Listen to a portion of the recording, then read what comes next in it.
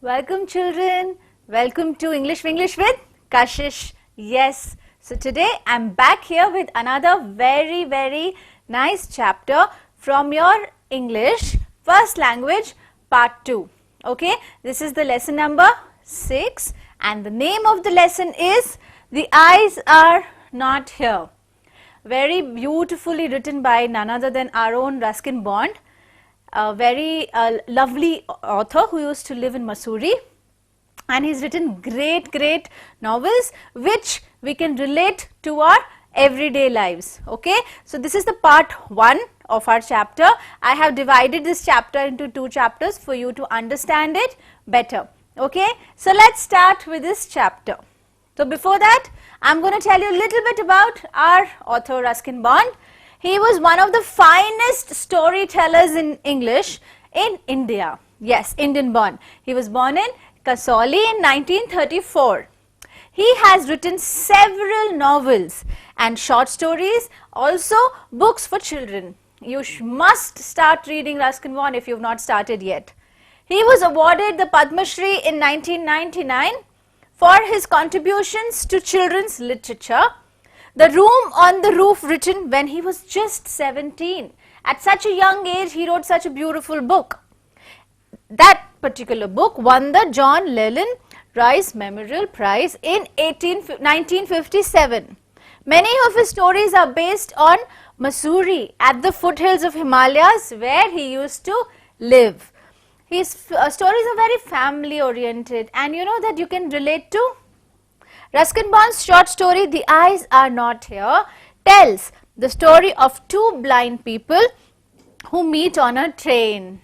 I actually told you the suspense of it. Yes, 2 people who were blind. They met on a train, and what actually happened during that entire journey is what we talk about here. So before we move on to the story, we all know that God has gifted us with beautiful eyes and we can see the world. We can see everything, but what can a blind do? He cannot see anything. He has to actually think what it can be. The footsteps, the clock ticking, everything. He has to actually use his mind to realize what it is. Now, a blind man cannot see, a deaf cannot hear, a dumb cannot speak, but we are gifted. We have all the senses intact, so please use them very carefully. Okay, let's start the story. I had the compartment to myself up to Rohana. Rohana is a place, and then a girl got in. The couple who saw her off were probably her parents. They seemed very anxious about her comfort. Now there was this man who was sitting in the train. When the train stopped at Rohana, a girl walked in. Yes, and the girl probably was with her parents. Now how does he know? Because he's blind, he cannot see, but he can hear. What were they doing? They were little scared of letting her go inside the train. Maybe they were giving her instructions. Maybe she was going in the train for the first time. He didn't know, right? But he could hear them talking to her. And the woman gave the girl detailed instructions as to where to keep her things. She was telling her everything in detail, that you should keep your bag there, you should keep your water bottle there, you have to sit here. She gave a complete list of things to her to go. When not to lean out of the window, when she should not lean out of the window, how she is supposed to sit, and how to avoid speaking to strangers. Absolutely, very correct. Whenever you go anywhere where you don't know people, do not talk to strangers, do not talk to people you do not know. So those parents also told their daughter, please don't talk to strangers. They said their goodbyes. The train pulled out of the station, and then the train pulled out. The journey started. Where did the girl climb from? Rohana. Absolutely correct. As I was totally blind at the time, my eyes sensitive only to light and darkness, I was unable to tell what the girl looked like, but I knew she wore slippers from the way they slapped against her heels. Now, what is slapped? Slapped is the sound like this, right? The sound produced by the slipper when it hits the sole of her feet. When we are stomping our feet, we can make noise. So if you're wearing a heavy shoe, you will get that kind of noise. Now, as we know, the boy was blind, correct? How did he know who climbed in? Yes, he knew it was a girl because of the way her slippers went up and down. And he only knew that it is dark or day just with the light. He was sensitive towards the light. Okay? We need to remember all that. It would take me some time to discover something about her looks, and perhaps I never would. How will he? How will he know how she looks like? He can never realize how she looks like because he cannot see. Now there are two things. As we can see, right? We need to concentrate on so many things because we are seeing everything. What does a blind man do? He cannot see anything. So he concentrates on very limited things, correct? Only what he can hear, correct? But I like the sound of her voice and even the sound of her slippers. The only things he could realize was how she spoke and her slippers noise. So he knew that this girl could be beautiful, but he didn't know if she is too. Are you going all the way to Deher? I asked. He started the conversation the first time and he asked her, are you going all the way to Deher? I must have been sitting in a dark corner because my voice startled her. I think suddenly she got scared. Maybe she didn't know I was sitting. Maybe I was sitting in the dark corner. So at this point, this man does not know that the girl is blind. Yes, he did not know because he could not see. He did not know she's blind. But when he started speaking, the girl got scared, startled. She got startled. What is startled? It is surprised. She actually got a shock that someone spoke to her. Okay? She gave a little exclamation and said, I didn't know anyone else was here. She actually got a little worried and she said, I didn't know actually someone else was here because she cannot see. But the man does not know that she cannot see. Well, it often happens that people with good eyesight fail to see what is right in front of them. So at this point, he says, even people with good eyesight can't see what is in front of them. It's okay, you don't have to see anything. At this point also, does the girl know the boy is blind? No. So they both don't know that they are blind. The girl thinks that he can see, but the boy thinks that she can see. Okay, that's where the confusion is. They have too much to take in, I suppose. Exactly. People with eyesight have too much to take in because they can see everything.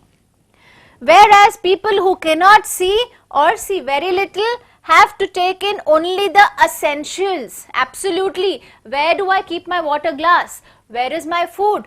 How do I reach my mother? How do I ring the bell? These are the very few essentials that a blind man has to take care of, wherein a person who can see has to take care of everything around them. Whatever registers most tellingly on their remaining senses, whatever they can hear, they will register, correct? If you spoke to them, they will know the instructions, not everything. Now, what does registers mean? All these words are in your glossary list. I have added them in the video for you to understand. Registers means records in the brain. It records. You will remember these next, okay, which are very essential things which a blind man will remember. I didn't see you either, I said, but I heard you come in.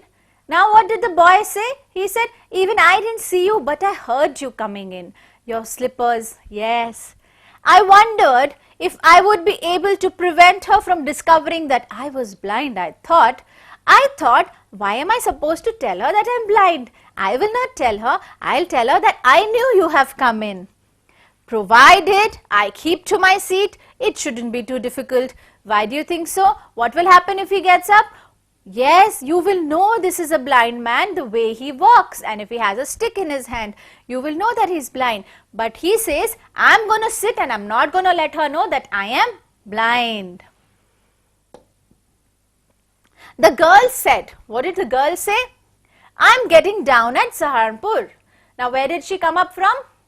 Rohana. And where is she getting down to? Saharanpur. Absolutely. My aunt is meeting me there. Okay, now there is aunt here. Then I had better not be too familiar. Why? I said aunts are usually formidable creatures. Yes, formidable. What do you mean by that? It means powerful or causing fear. All the aunts, whenever you hear of aunts, you feel like these creatures can be avoidable because they are too powerful. So he said, I'm going to maintain my distance. I'm not going to speak to this girl too much. I'm very scared of the aunts that she's talking about. Where are you going? She asked. To Dehra and then to Mussoorie. Then she asked the boy, where are you going? The boy said, I am going to Dehra and then I'm going to Mussoorie. Wow, Mussoorie is so beautiful. The foothills of Himalaya, a beautiful hill station. Oh, how lucky you are. I wish I were going to Mussoorie. I love the hills. And when does she love the hills? Especially in October. It is a beautiful place to see in October. Yes, this is the best time, I said, calling on my memories. Now he goes back to his memories and he starts thinking about how beautiful Mussoorie is. The hills are covered with white dahlias, the beautiful flowers which are everywhere in Mussoorie. The whole hills are covered with those. Now this is the description of Mussoorie by the blind man. Hey, but he's a blind man. He cannot see. Then what about this? How does he know all this? Actually, he was not blind from birth. He lost his eyesight a little later. So he has actually seen his beautiful Mussoorie and that's why he is able to describe it. The sun is delicious. Now this is a metaphor. How can the sun be delicious? You can't eat it, right? But it is just to tell you how beautiful or how nice or how tempting it is. And at night, you can sit in front. Where? In front of what? Beautiful nights which are very chilly and cold. You can sit in front of a log fire. A very typical hill station scenario. A log fire. When you feel cold, you burn the fire and you sit and listen to some good music. Yes, that's how you spend time leisurely. Okay? Many of the tourists have gone. And the roads are quiet and almost deserted. Yes, October is the best time. October is the best time for the residents because all the tourists would have gone back. The entire travelling period is over and it's completely silent and nice. She was silent and I wondered if my words had touched her. Now suddenly she became silent. He was thinking, did I say something wrong that she became silent? Or whether she thought me a romantic fool.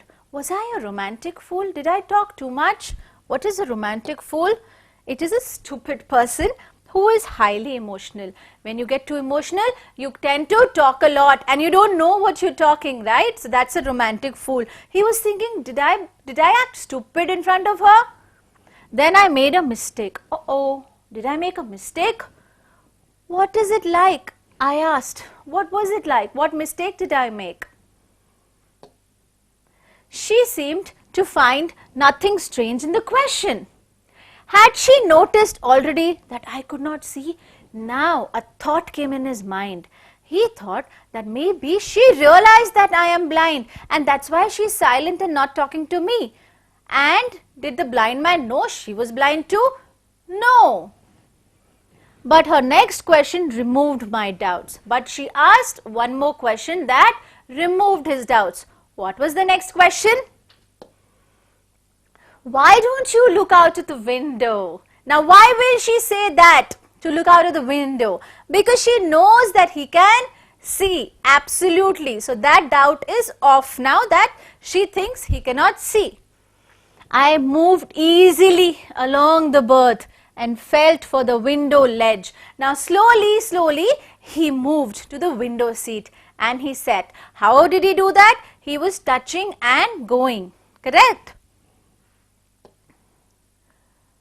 Now window ledge. What do you mean by window ledge? It is a window sill. this kind of a thing that you find in trains, all right? A narrow shelf below a window. There is this narrow shelf below a window, that's called a window ledge. So he felt the window ledge and he sat down. The window was open and I faced it. How did he know the window was open? Wind was hitting him, making a pretense of studying the landscape. What is pretense? Acting as if he is seeing the landscape. What is landscape here? Landscape, all the features of an area that can be seen when looking across its mind's eye. Anything that you can see across from an eye is a landscape. I heard the panting of the engine. Heard, he cannot see, but he felt. The rumble of the wheels. How does the train go?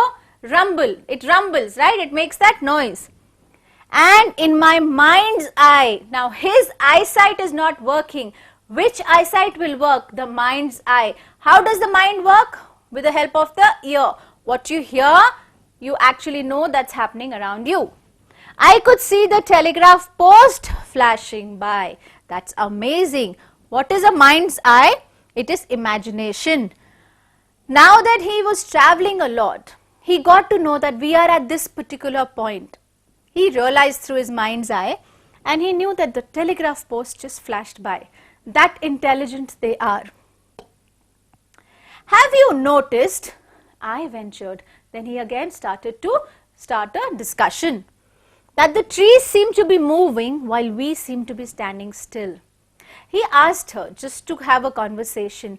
Isn't it like the trees are moving and we are standing still? When you go in a train, you must have got in a lot of train journeys, right?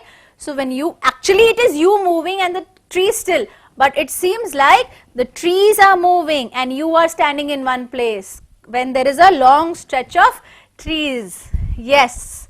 See here also. It seems like she is sitting in one place and the trees are moving. That always happens, she said. Do you see any animals? Do you see any animals outside? Hardly any animals left in the forest near Dehra. Then he says, no, I don't think there are too many animals left now. I turned from the window and faced the girl. Then he turned and faced the girl. And for a while, we sat in silence. For 5 minutes, they sat in silence. You have a very interesting face, I remarked. I was becoming quite daring. But it was a safe remark. Few girls can resist flattery. Now, what did he say? He said, you have an interesting face, which is a very good compliment, isn't it? He said it in a very nice way and he thought the girls like compliment. Don't you girls like compliments when someone tells you you have an interesting face or you have a very beautiful hair? We like it, right? So it is flattery. It's about making someone very happy. Now we are at the question answers. We have finished this part of the journey of the boy and girl. Now they have started the conversation also. What happens next is going to be a surprise for you in the part 2. Don't forget to see that part, okay? We'll read the question answers now. Question number 1. The narrator guessed that the couple who saw the girl off at Rohana was probably her parents because, how did he realize? They were middle-aged. Could they see? Could he see? They seemed very anxious because of the way they were talking. They accompanied the girl to the railway station. They came along with her. Or they gave detailed instructions about the care she had to take. What is the correct answer? They gave detailed instructions about the care she had to take. Only a parent will do that. Don't your parents also do it? Tell you properly that do this, do that. I definitely have to tell my daughter everything. Okay? The next question. Why did the narrator feel that he would never be able to discover something about the girl's looks? Why did he say that? He was blind, obviously, and he did not want to ask any question that would reveal his blindness. Besides, the girl was going away. So, he first said that I don't want the girl to know that I am blind. Secondly, the girl was just about to go away, so why should he reveal his blindness? Correct. Question number 3. The narrator was born completely blind. Is it true or is it false? Absolutely, it is false. How do you know that? Because he has seen Mussoorie. He can describe Mussoorie in a very beautiful way. So we know that he's already seen around. Question number 4. What did the narrator infer when the girl was startled by his voice? What did he actually say? The narrator inferred that all people with good eyesight, even she, had failed to see what was right in front of her. Question number 5. The girl told the narrator that her aunt was meeting her at Saharanpur. She said this probably because she wanted to introduce her aunt to the narrator. Did she want to? She wanted to convey a message that he couldn't take advantage of her, thinking that she was alone, or it was just a casual remark. What could it be?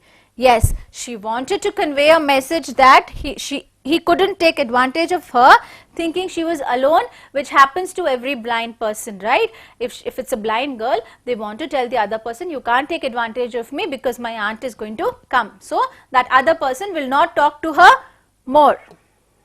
Question number 6. How could the narrator, being blind, describe Mussoorie? How? He's blind. How did he describe Mussoorie? I am sure you know it. Since he was not born blind, probably he had seen Mussoorie when he had eyesight. Question number 7. With what intention did the narrator remark that the girl had an interesting face? Why would he say that? He wanted to please her and also pretend to be normal sighted. He didn't want her to know that he was blind, and he wanted to please her or make her happy.